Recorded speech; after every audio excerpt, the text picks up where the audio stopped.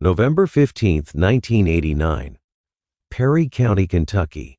When dawn broke over Three Forks Hollow, 16 bodies lay scattered across 4 properties, and a 5-year-old girl hid under a kitchen sink, the only witness to what the FBI would later call the most methodical family massacre in Appalachian history.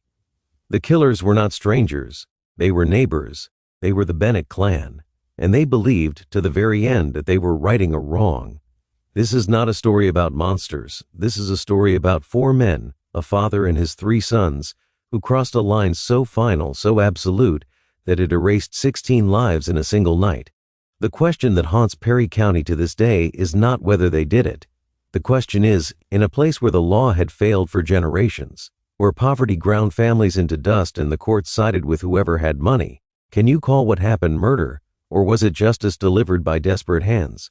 Dale Edward Bennett was 57 years old the morning he decided to kill 16 men. He sat at his kitchen table in the pale November light, a mason jar in front of him holding 23 crumpled dollar bills, what remained of his wife Loretta's burial fund, the one she'd been rebuilding for 4 years after their youngest son's hospital bills drained it the first time. The Hazard Daily carried news of falling coal prices on the front page. Dale's hands, scarred and thickened by decades of timber work, trembled as he poured black coffee into a chipped mug. He had not slept in 2 nights. His sons, Wayne Jr. and Bobby, sat silent around him, rifles leaning against the wall behind them like uninvited guests. The feud with the Harper family had simmered for 18 years, ever since Earl Harper Sr. claimed 12.4 acres of Bennett timberland along Stinking Creek as payment for a logging contract Dale's father had supposedly failed to honor in 1971. Dale had taken it to court 3 times. 3 times he lost. The judges in Perry County knew the Harpers. They did business with the Harpers. The Bennetts were just another struggling timber family in a county where unemployment hovered near 40%, and the only law that mattered was the one written by men with money. On October 24, 1989, Earl Harper Sr. filed a federal lawsuit demanding an additional $23,000 in damages for what he claimed was trespassing and timber theft on land that, by Bennett family reckoning, had been theirs for 4 generations. That lawsuit was the final nail. Dale Bennett had spent his last dollar on a lawyer who told him, 2 weeks before the massacre, that he had no case. The system, the lawyer said, was not built for men like Dale. So Dale Bennett decided to build his own system. The plan was methodical. On November 10th, Wayne Bennett, 33 and the steadiest of the sons, drove to a hardware store in Hazard and bought 60 feet of heavy-duty chain, 8 padlocks and 3 5-gallon cans of kerosene. He paid in cash. No one asked questions. In Appalachia, questions were expensive. On November 12th, Junior Bennett, 31 and the hothead, spent 6 hours at the county clerk's office, copying down addresses and property records for every Harper family member and associate, 16 names in all. The list included Earl Harper Sr., his 4 sons, 2 nephews, and 9 men who worked Harper timber crews or owed Harper debts. To Dale Bennett, they were not individuals. They were a single organism that had choked the life out of his family. On November 13th, Bobby Bennett, the youngest at 28, sat in his father's kitchen and loaded magazines for the 3 hunting rifles the family owned: a Remington 742 Woodsmaster, a Winchester Model 70, and a Mossberg 500 shotgun. His hands did not shake. He had learned long ago that in the mountains, hesitation was the only sin. The massacre began at 11:47 on the night of November 14. The first target was Earl Harper Sr.'s double-wide trailer on Route 451, 3 miles outside of Hazard. Dale and Wayne entered through the back door, which had been left unlocked, mountain code, the same code the Harpers had violated for 18 years. Earl Harper Sr. was 62. He died in his recliner, a beer in his hand and the television still on. His wife, Donna, ran for the bedroom. She did not make it. The Bennetts did not speak. They moved like men performing a grim, necessary task, the kind of task you do when the well runs dry or the roof caves in. You do what has to be done. You do not ask why. By 2 in the morning, the Bennetts had hit 3 more properties. At the Harper family compound on Stinking Creek, a cluster of 4 cabins where Earl's sons and their families lived, Dale Bennett and his boys chained the doors from the outside and poured kerosene around the perimeter. Wayne lit the match. The fire took hold fast.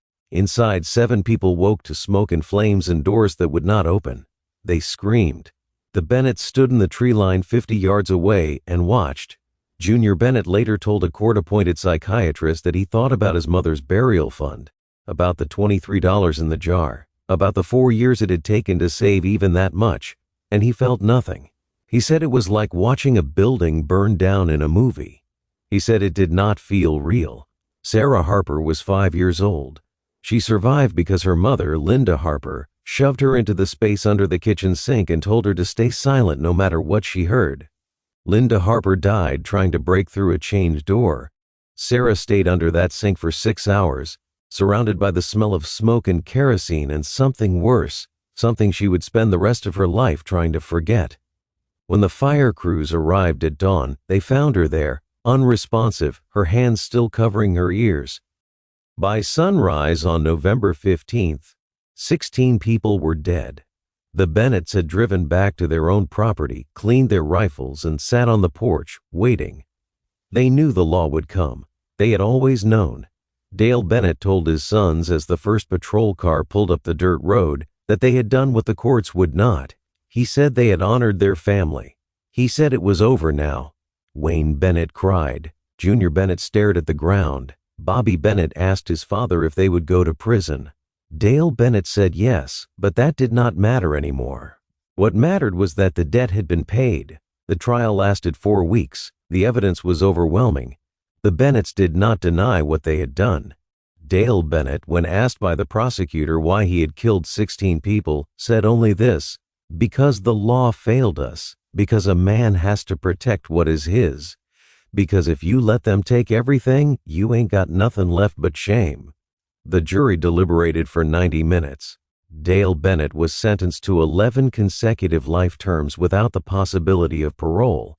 His sons received similar sentences. Dale Bennett died in the Kentucky State Penitentiary in 2012, age 80, of heart failure. Junior Bennett died in prison in 2018. Wayne and Bobby Bennett remain incarcerated. Neither has spoken publicly about the night of November 14, 1989. Perry County has never fully recovered. The Harper family name is gone now, the survivors scattered to other states, other lives. The Bennett property was auctioned off to pay legal fees. Three Forks Hollow is still there, but it is quieter than it used to be. People do not talk about what happened. They do not talk about the night the Bennetts decided that justice was something you could take into your own hands, or about the 16 lives that were erased because a legal system built on money and connections left no room for poor men to be heard. Sarah Harper, now 41, lives in Ohio. She has never returned to Perry County. In a 2015 interview, she said she still hears the sound of the chains on the doors, still smells the kerosene. She said she does not know if she can forgive the Bennetts, but she understands why they did it. She said that is the worst part, that she understands. The question remains, when the law fails, when the courts belong to the rich, when a man loses everything and has nowhere left to turn, what line separates justice from murder? What separates honor from horror? The Bennetts believe they knew the answer. 16 families paid the price for that belief. And in the mountains of Perry County, where the old codes still whisper through the hollows, the question is never fully settled. It is only buried, waiting, like all debts, to be called due.